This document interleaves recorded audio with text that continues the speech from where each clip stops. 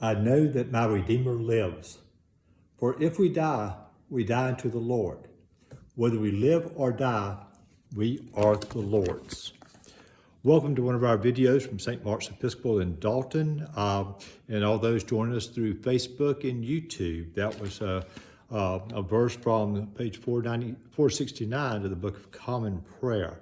One thing I've learned over the years is that when you encounter people, regardless how happy they seem or how prosperous they are or how much they've achieved, that everyone you run into is hurting to a degree. Everyone has some pain in their lives. And everybody goes through doubts, especially doubts about God. To be honest, my faith is not what it should be, and I doubt God probably every day. But that's not necessarily bad. God does not mind questions. God's strong enough to withstand questions and our lack of faith.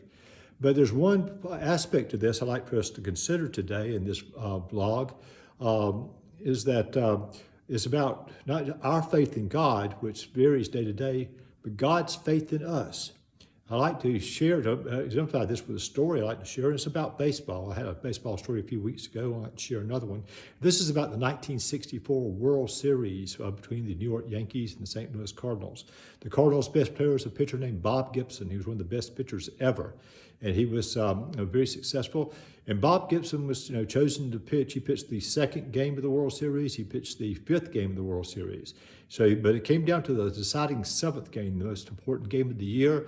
And the manager chose to have Bob Gibson go out and pitch again on just 2 days rest. So he had not properly rested in between pitches. And he started out and he was tired. His fastball wasn't as fast as it normally is. His breaking pitches didn't break like they did. But he went out, and fortunately for him, St. Louis got a big lead to begin with. But as the game went on, the Yankees started catching up. They were first 4 runs behind, then 2 runs behind, and obviously they had the momentum. And Bob Gibson was not as good as he normally is. But the manager, Red Shandies, made the decision to leave Bob Gibson in.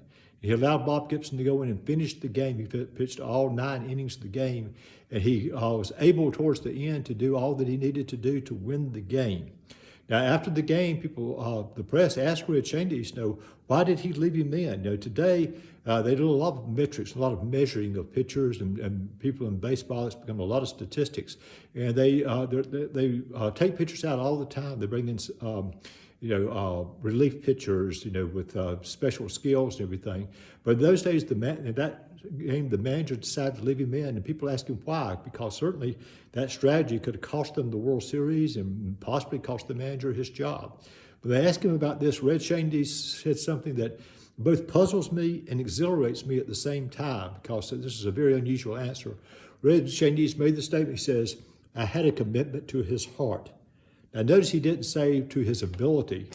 It wasn't that he was going by the speed of his fastball or how much the other pitches broke. He was measuring by something you can't see. He was measuring by his heart and realized that was the person he wanted in there. He had faith in Bob Gibson. And it's very similar between God and us. A lot of times we do not have sufficient faith in God. Our faith dims and fades sometimes many times a day. But God always has faith in us. We don't think about that even though we may not have faith in God, God has faith in us. We have to consider that God made each one of us to look like we do, to have the abilities and the deficiencies that all of us had. He made us to have the sex orientation that we have. God made us to have the race that we had.